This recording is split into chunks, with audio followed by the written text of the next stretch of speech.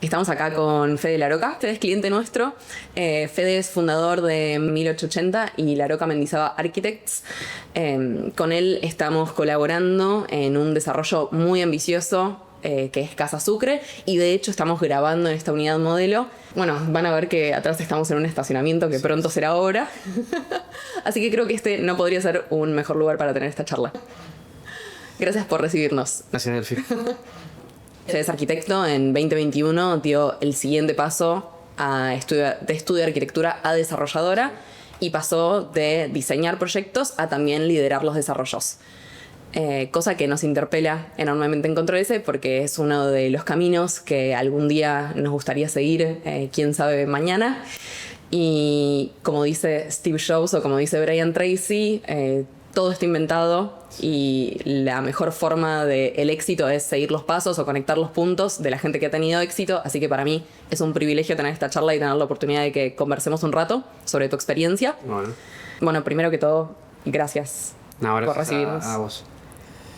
Y voy a contar una microintimidad, que es que Fede y yo nos conocimos en una situación poco usual, y es que fuimos vecinos en el mismo edificio. Sí.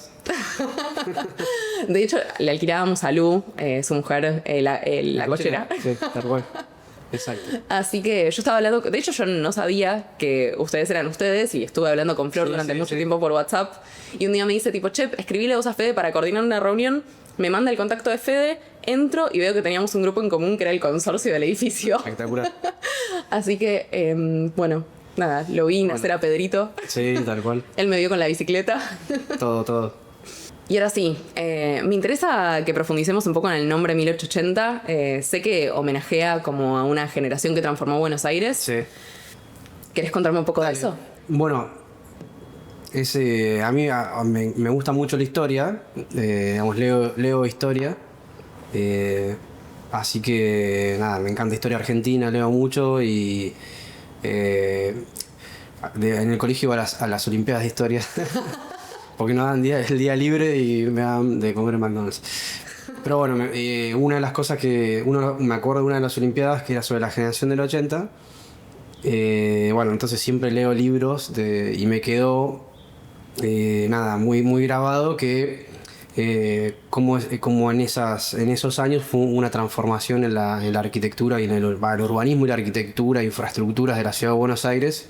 Incluso la ciudad de La Plata es de esa generación, Puerto Madero, los grandes edificios icónicos de Buenos Aires, lo que hacen hoy una ciudad tan importante.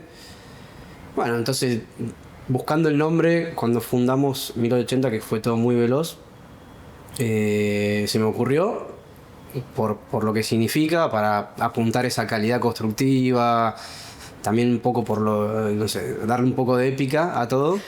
Y bueno, le gustó a Germán, a los socios les gustó, así que quedó 1880. Después les expliqué qué significaba, ¿viste?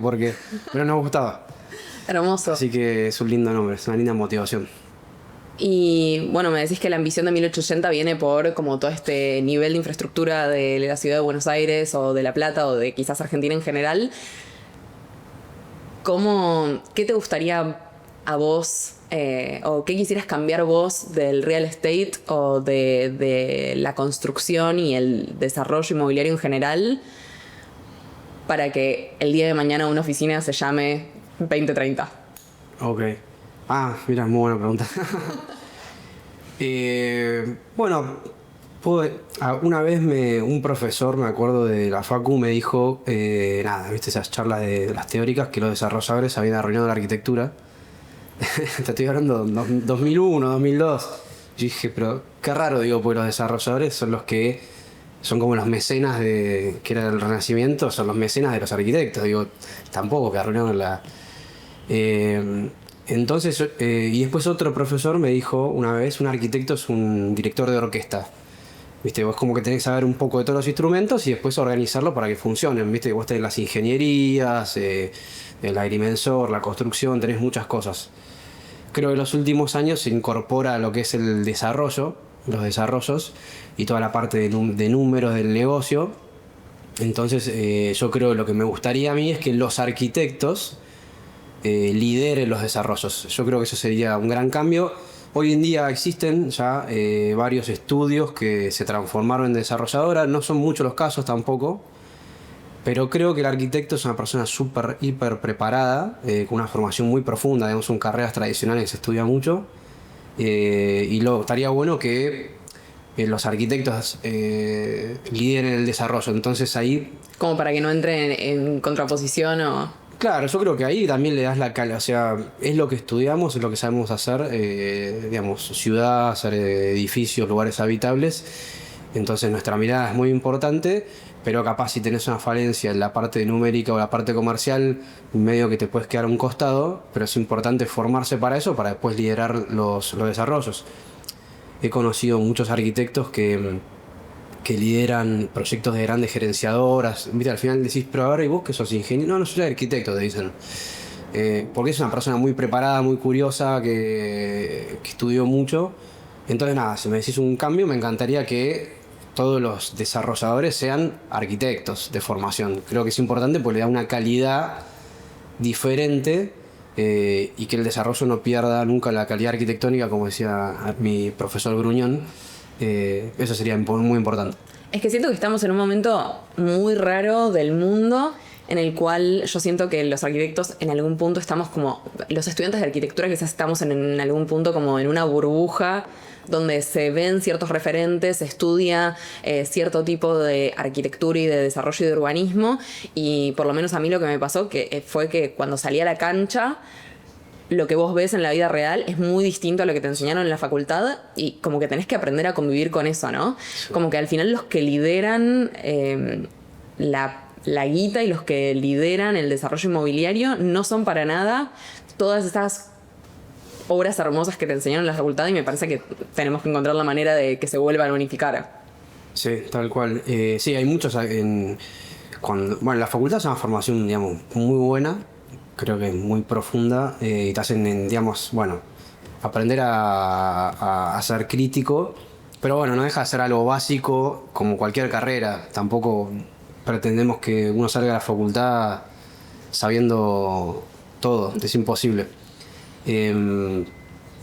Y no, bueno, yo creo que la manera, a ver, tiene que ser yo pongo un ejemplo por ejemplo, en medicina, vos estudiás 5 años y después tenés la residencia. Mi viejo es médico, así que te digo, la residencia son 3 o 4, había vamos 9, después tenés la especialidad. Bueno, entre una y otra cosa tenés 12 años de formación. Y recién ahí a los 12 años la persona es un médico que, con suerte, vos vas y decís, che, bueno, atendeme vos, operame vos, pero en verdad yo busco el médico, ¿viste? Busco el que tiene más experiencia. Bueno, te digo que la arquitectura, así como otras carreras tradicionales como la ingeniería, creo que es lo mismo. Como que hay mucho en la cancha. Ahí, claro, o sea, vos salís de la facultad y pretendés que te llame alguien para que le hagas un estadio, y bueno, no va a pasar eso. Si me decís a mí, yo haría que debería haber como unos años de formación profesional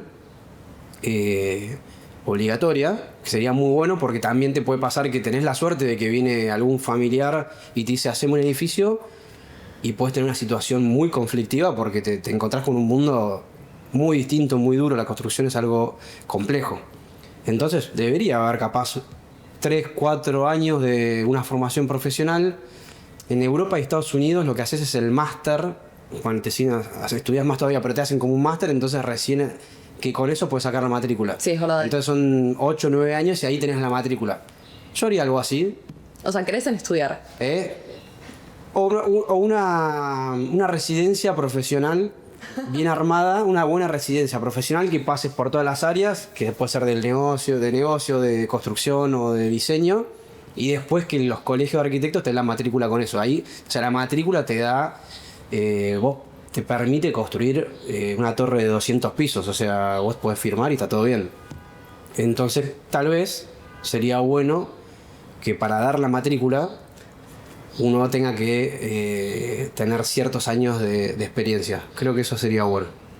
Sí, estoy de acuerdo. Yo, de hecho, a lo contrario de lo que vos estás diciendo, soy bastante crítica de la universidad, y me parece que faltan algunas herramientas que me hubiese gustado adquirir y que quizás las adquirí en la cancha, como vos decís. podría ser una charla entera. Sí, Otro día nos tomamos un café. Pero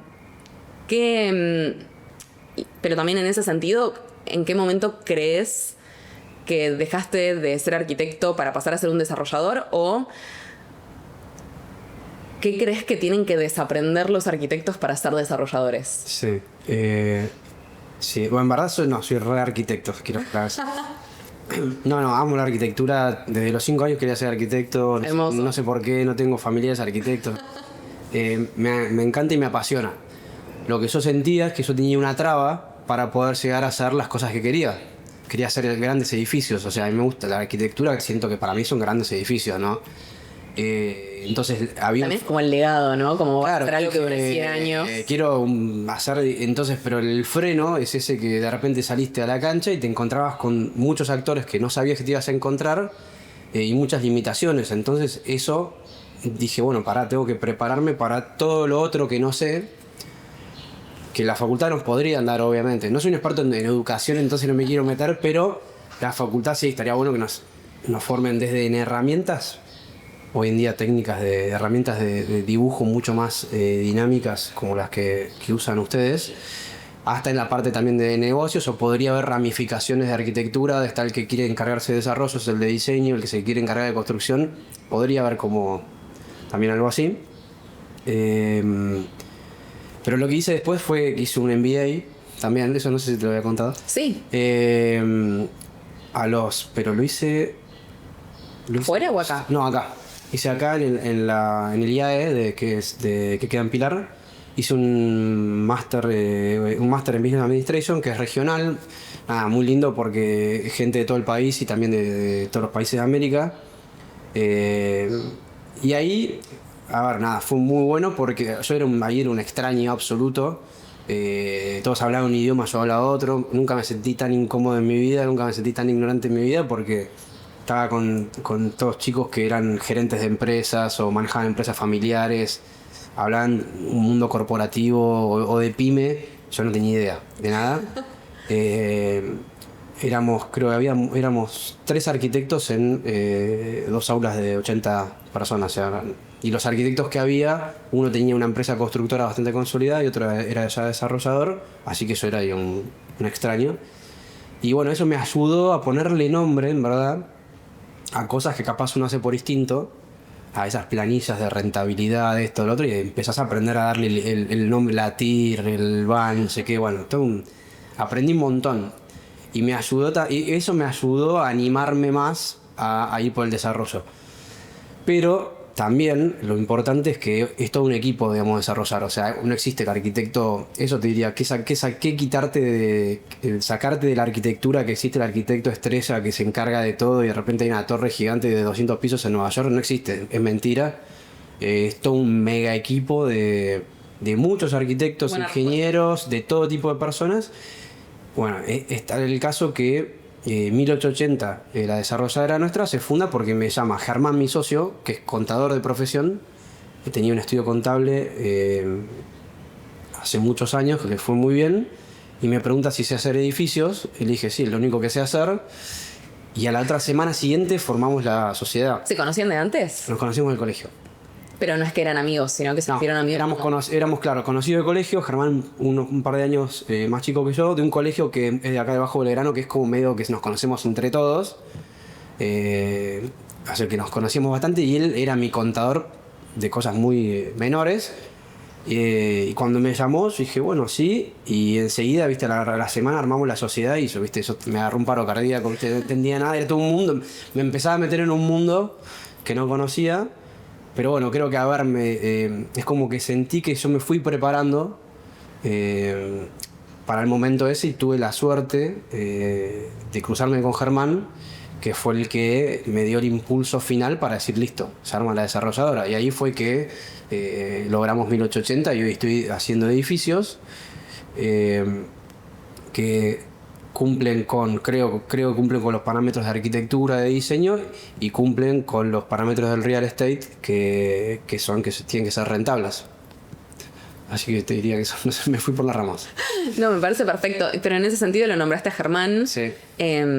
Y me gustaría saber cómo es la relación entre ustedes dos. Entiendo que obviamente hacen tareas muy distintas porque se dedican a cosas distintas en su generación, o sea, en la génesis del trabajo de cada uno. Pero bueno, también siento que tener un socio hace, a ver, es como un matrimonio en algún punto. Sí.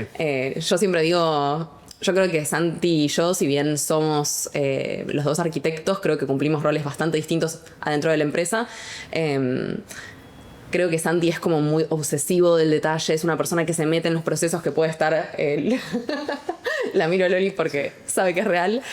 Santi es esas personas que se puede quedar hasta las 5 de la mañana resolviendo un problema. Y que siempre decimos como que él es agua y yo soy como el bowl, que le dice, bueno, Claro. como... Él apunta a Marte y yo le digo, bueno, pero este es el presupuesto. Yo soy un poco más como pragmática en la toma de decisiones. No sé, y tenemos como un trabajo ahí que yo siento que tengo como un laburo como más superficial y más abarcativo, y Santi es como mucho más obsesivo y como que vamos ahí Claro. como barriendo las dos, como las dos franjas, no sé, como... Sí.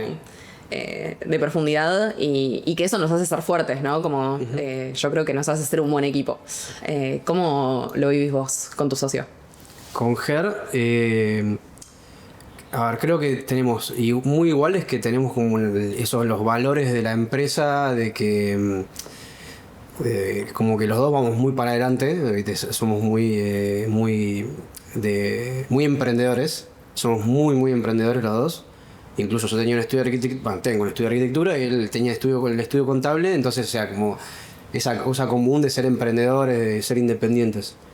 Después también de que la filosofía también creemos que nos gusta rodearnos de buenas personas, o sea, eso es muy importante también, todos esos valores de la empresa.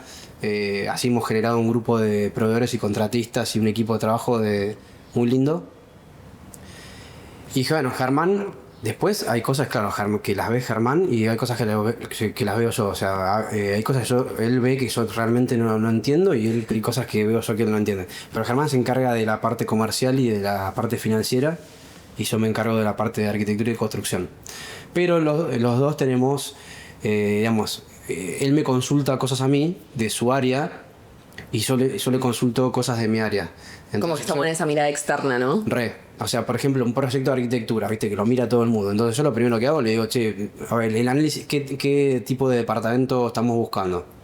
Eso, bueno, todo un análisis con inmobiliarias, con todo un análisis de mercado, pero también me junto con Germán y vos decís, che, ¿qué opinás? ¿Qué te parece?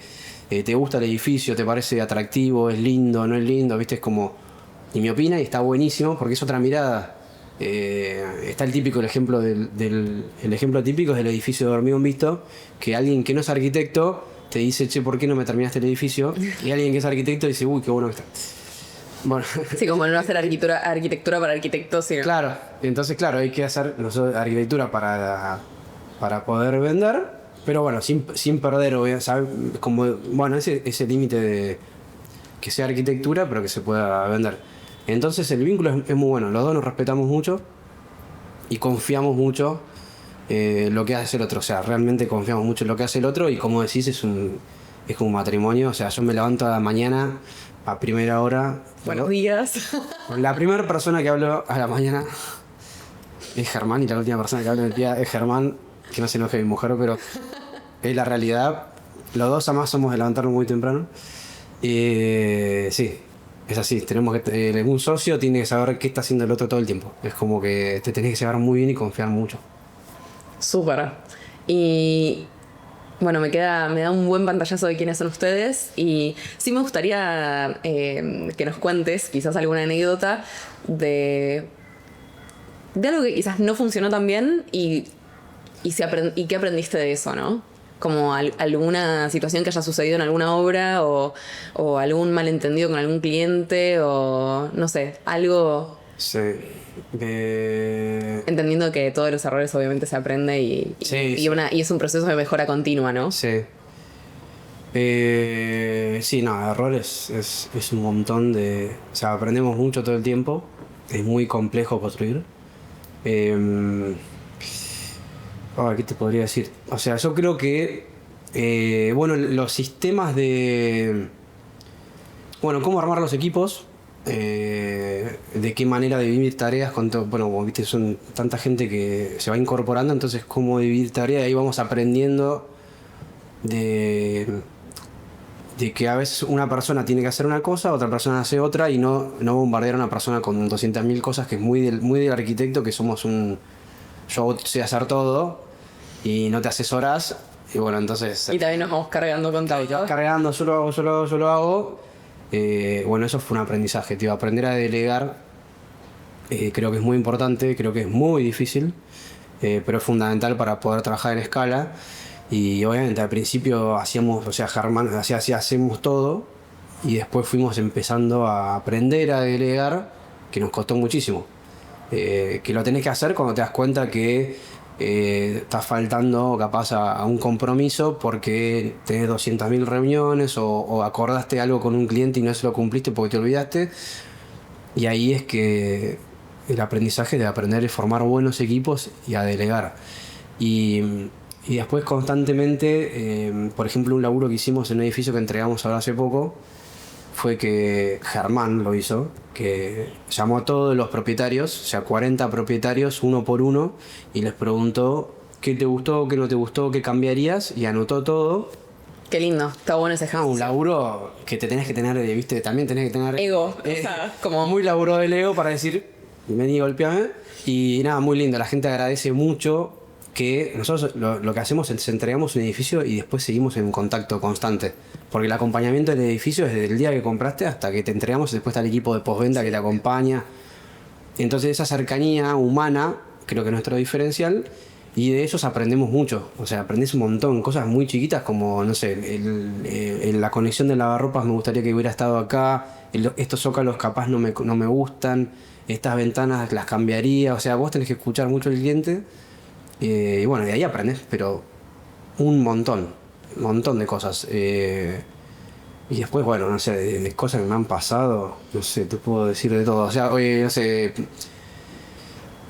haces el estudio, no sé, un edificio para arrancar, se hace generalmente un estudio de suelos, para los que no están en el rubro, un estudio de suelos para ver cuánto resiste la tierra, que eso se hace con unas probetas y con unos sistemas de golpes, etcétera, pero son capaz 4, 5, 6 testeos, y en base a eso haces todo el cálculo de estructuras con los ingenieros estructurales que se contratan aparte, y después capaz cuando arrancás la construcción te diste cuenta que justo esos testeos fueron hechos en otro lugar y tuviste que cambiar todo el sistema de fundaciones y ya con la obra arrancada. Bueno, nada, eso me pasó muchísimas veces. Y ahí lo que tiene que primar es la paciencia. La paciencia y la comunicación con el cliente, explicarle, pasó esto, entonces nos vamos a atrasar capaz 6 meses más, porque nos encontramos con que la tierra en verdad no era lo que pensábamos, pero como preferimos construir bien y que puede ser un edificio que esté 100 años de pie, vamos a hacer estos cambios. Ahora, toda esa comunicación con el cliente la tenés que hacer. Porque en la construcción tenés todo el día de estos tipos de inconvenientes que los vas resolviendo en la obra. Pero bueno, hay que comunicar todo. Está buenísimo lo que decís, y de hecho siento que todo esto que me estás mencionando como que excede en algún punto como ser contador o ser arquitecto, y habla de ser un buen líder, ser un buen director de empresa, poder comunicar bien con los clientes. Yo trabajo mucho todo lo que es la comunicación consciente, que es uno cuando habla no piensa de lo que habla, sino que dice palabras, y poder reflexionar acerca de eso. Y después, por otro lado, todo lo que es liderazgo también es un ejercicio como muy consciente que uno tiene que hacer. Y que es difícil también, porque es como que lo más fácil es decir, bueno, lo hago yo y me ocupo de un montón de cosas, y también yo creo que el liderazgo se trata de hacer brillar al otro, no de delegar y decir, bueno, vos ocupate de esto y te digo exactamente cómo se hace, sino como de darle las herramientas al otro para que la otra persona pueda hacerlo incluso mejor que vos, como y también en cualquier, viste que se dice mucho que uno es las 5 personas que te rodean. Sí. Entonces yo digo como, bueno, la gente del trabajo es gente con la que pasamos 8 horas todos los días, y tiene que ser gente del cual uno esté orgulloso y que tenga y también una situación como de admiración en algún punto, ¿no? Y después me parece que está bueno que toquemos el tema de actualidad. Uh-huh. porque Argentina siempre es Argentina, y a veces parece que vuelven los créditos, sí. A veces parece que hay más previsibilidad cambiaria y que el mercado empieza a moverse un poco más, sí. Pero sabemos que esto el día de mañana puede cambiar nuevamente, estamos sí. A un fin de semana de las elecciones. Sí. ¿Qué señales miran ustedes para decidir si es un buen momento de comprar tierra, lanzarse, hacer un desarrollo, sí. Esperar? Y también quiero saber cómo impacta esto en esto que me mencionás de la capacidad espectacular que tiene Germán para vender. Sí, tal cual. Bueno, como estábamos charlando antes, un solo edificio capaz es una presidencia, ¿no? Desde que encontraste un lote que te gustó... por lo menos. Claro, por lo menos, mínimo. Encontraste el lote que te gustó, estás negociando con los propietarios, capaz puedes estar negociando un año entero. Hiciste el proyecto, la aprobación municipal, que es bastante engorrosa. Bueno, lo construiste, lo vendiste, postventa, bueno, capaz ya pasó una presidencia. Entonces son procesos de mediano y largo plazo. Yo creo que eso nosotros lo tenemos, ese objetivo lo tenemos muy claro.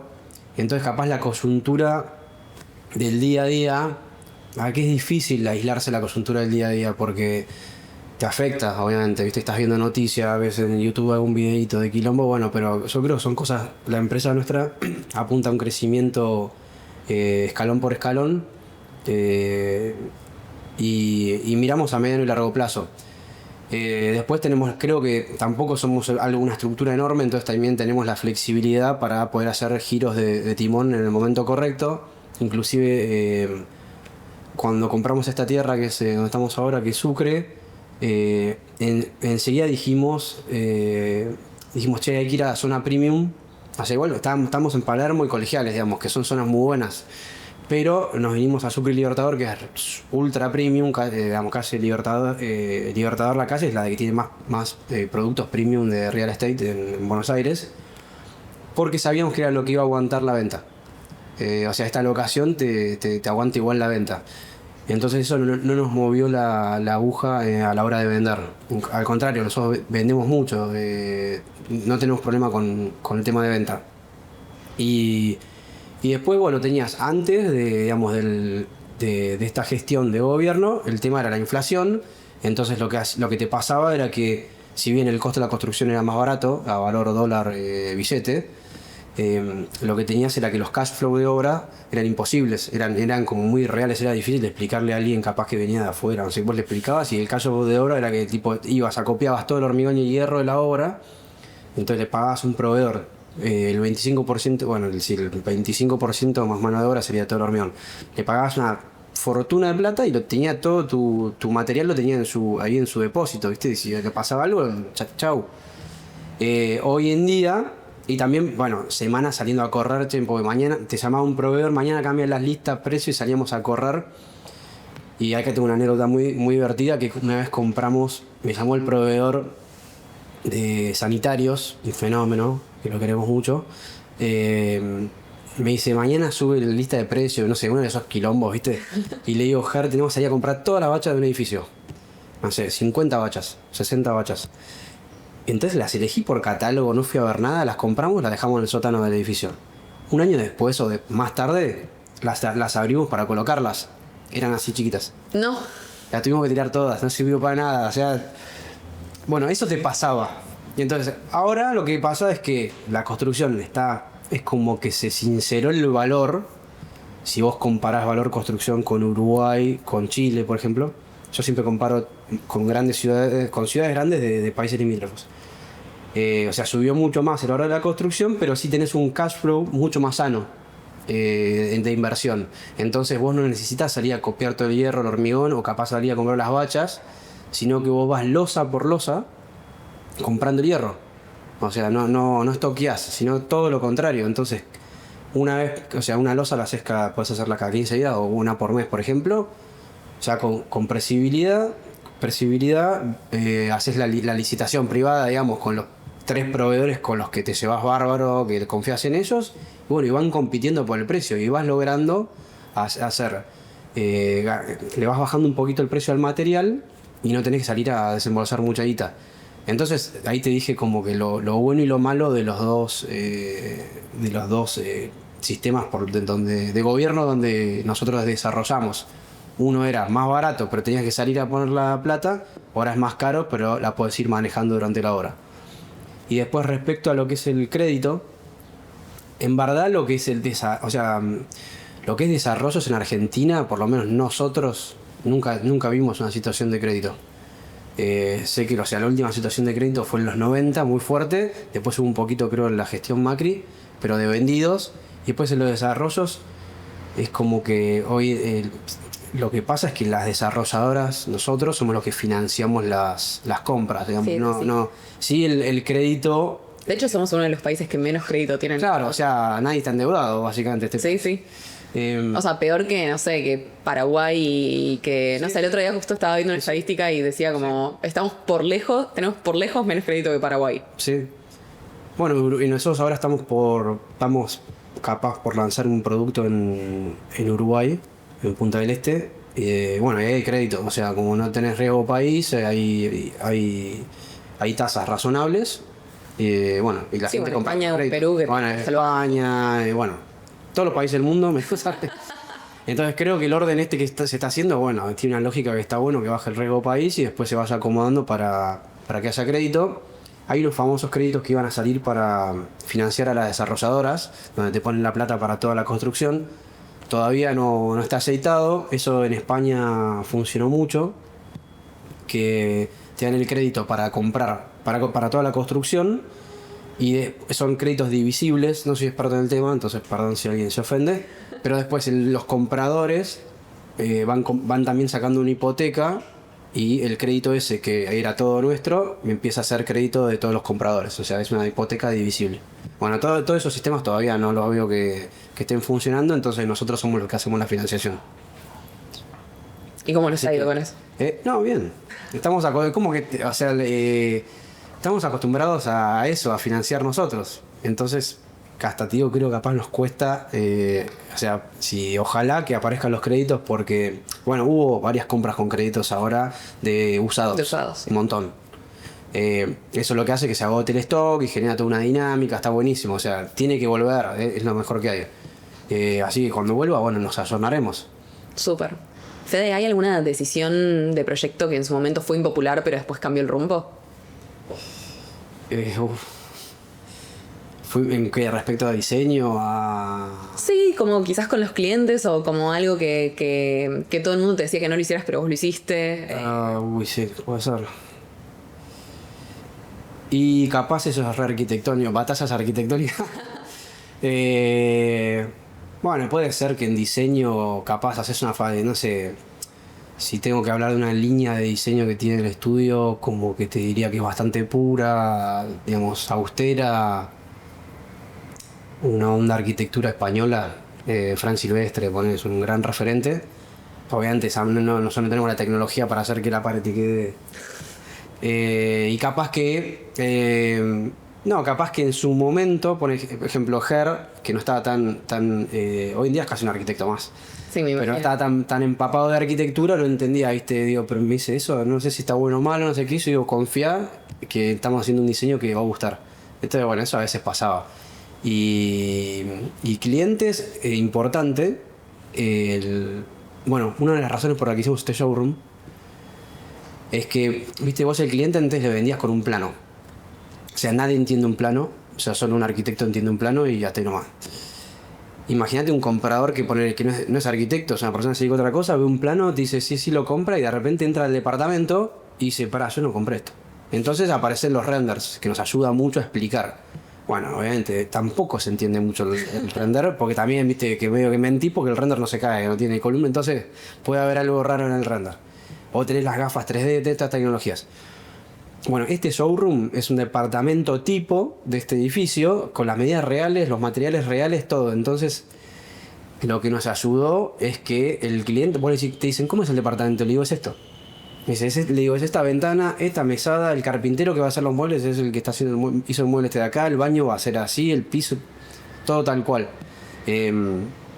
Bueno, eso es lo importante porque los problemas era cuando le entregabas el departamento a alguien y te decían, para, yo no compré esto. Y le digo, no, pero se mira el plano, claro, y vos ves que es un planito así. Entonces, ¿qué herramientas utilizar, como hablabas antes, para comunicar de manera consciente qué es lo que estás vendiendo? O sea, porque un plano en verdad es un dibujo técnico en 2 dimensiones fue inventado para poder construir algo, no es algo para que un cliente entienda qué está comprando. Como que vivimos en 4 dimensiones, no en 2 dimensiones. Sí, sin dudas. Bueno, es muy loco porque a mí no me pasa tanto, como yo no trabajo con usuarios finales. Claro. Vivo en un mundo Sí. ficticio en el cual todo el mundo entiende un Sí. plano, pero es verdad que los arquitectos que se acercan Al cliente. al cliente tienen una situación muy distinta. Sí. Y después otra pregunta que me parece súper interesante es, nosotros en Control-S venimos pensando mucho cómo transformar un estudio en un sistema, cómo poder industrializar el estudio para poder escalar de manera eficiente. Sé que ustedes también están en una situación similar y quería saber qué fue lo primero que vos sistematizaste y cuáles son las decisiones que toman con respecto a eso. Sí, bueno, sí, a mí me encanta lo que es sistemas y procesos, me encantan, creo que ayudan mucho para facilitar el laburo, ¿no? Para no estar repitiendo tareas.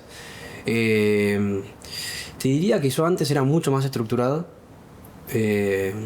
porque por lo que te decía, viste, que era... yo hacía, digamos, cuando arranqué solo, hace 20 años, era yo solo, entonces hacía todo y tenía todo un sistema de procesos que lo sabés solo vos. Lo difícil es comunicar los procesos cuando tenés un grupo de trabajo grande. Creo que eso es lo que, por lo menos a mí me cuesta más.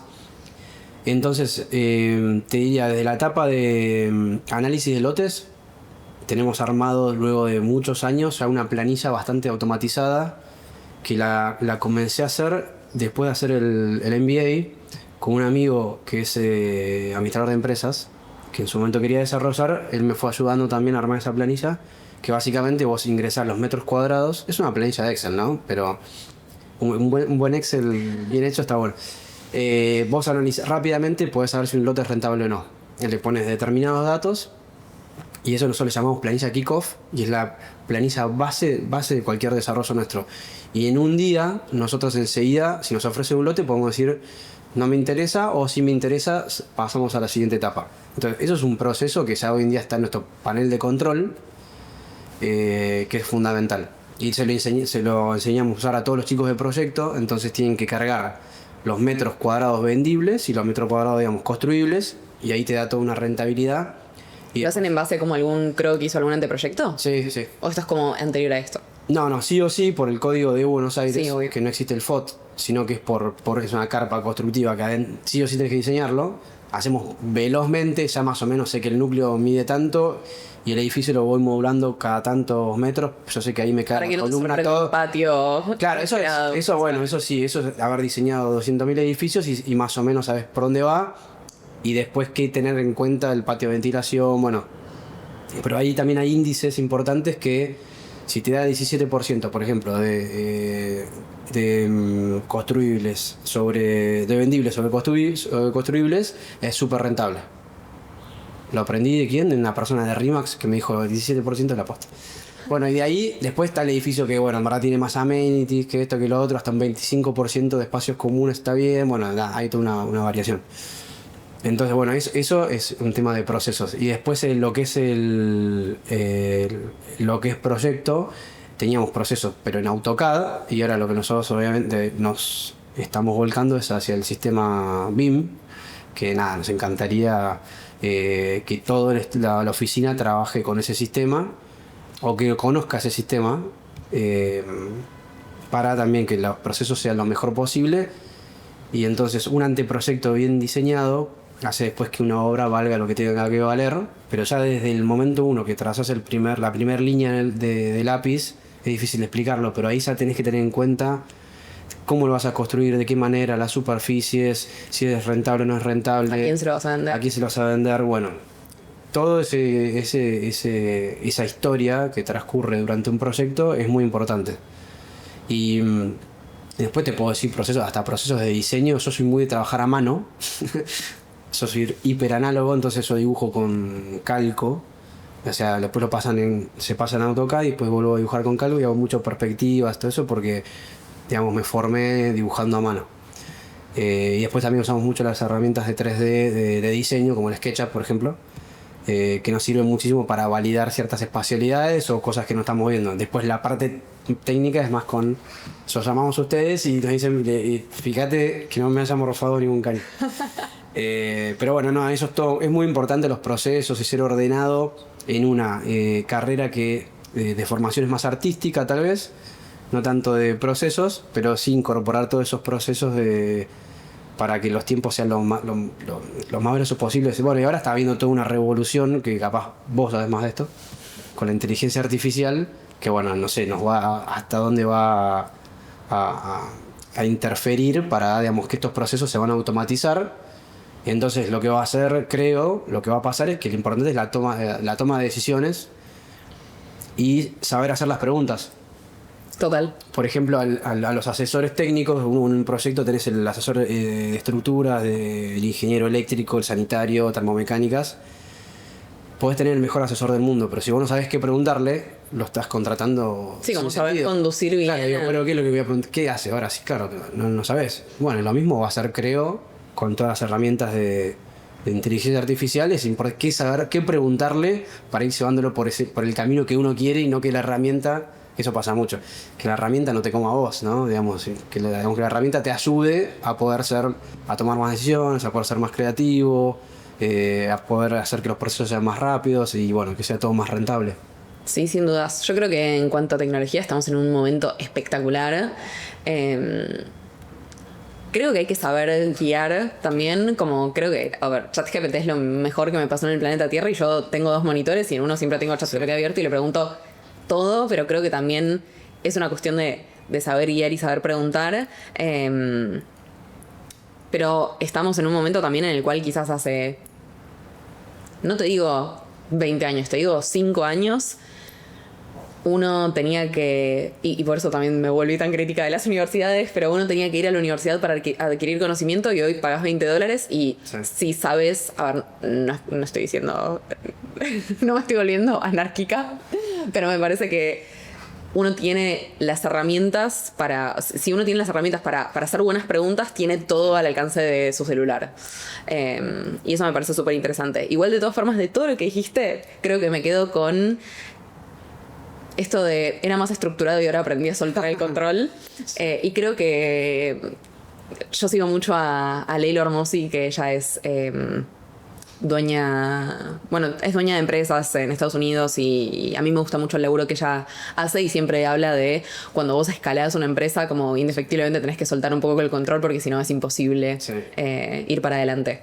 Y ahora sí, vamos con la última pregunta, que es si mañana un arquitecto joven te pidiera un consejo para fundar su propia desarrolladora, ¿qué le dirías que haga y que no haga? Sí. No me gusta dar consejos. No sé, viste, como que solo si me lo piden. Me gusta aprender de otros. Yo ¿qué te podría decir? No, que se animen. Creo que viendo para atrás, digamos, mi proceso, que no significa que sea el correcto, pero yo creo que tuve un proceso lindo de formación. Digamos que ahora mirando para atrás puedo decir que bueno que pasé todas esas cosas que en su momento capaz no me gustaron, o situaciones de críticas o de estrés o de haber elegido una cosa y después dije para qué la elegí. Bueno, yo diría que se animen, pero que sí se rodeen. Lo importante es rodearse de un muy muy buen equipo y al principio cuando es joven lo importante es salir a buscar gente que tiene mucho más experiencia, siempre igual. Contratar o asociarse o juntarse con gente que tiene mucha más experiencia que uno, que tenga mucha experiencia y haya vivido. Hay mucha gente con un montón de experiencia que capaz hoy está jubilada y es una persona, sigue siendo una persona joven y nada, esa persona está esperando que alguien joven le pregunte qué hago. Y nosotros tenemos muchos asesores. Bueno, de hecho la primera vez que fui a tu oficina estaba... Claro, Daniel.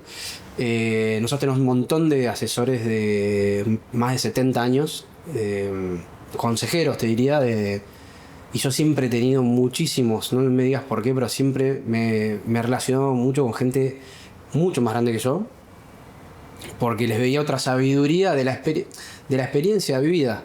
Sí, como saber pedir ayuda, ¿no? Exactamente, entonces saber pedir ayuda, saber decir que no sé, saber decir que no, le diría. Pero bueno, en resumen es que si quieren desarrollar, yo creo que el arquitecto tiene que desarrollar, es importante porque eso te va a dar la libertad de hacer la arquitectura para la que estudiaste espectacular. Bueno, si vos desarrollás, vos vas a poder hacer esos edificios, porque vos vas a decir yo quiero hacer este edificio. Ahora sabés que vas a tener que vendérselo a alguien y cómo funciona. Y andar formándose, ir tomando experiencia y rodearse de gente de experiencia, con rodaje. Bueno, perfecto. Fede, Bueno. muchas gracias y creo que la vamos a romper en Casa Super. Así es. Muchas gracias, Delphi.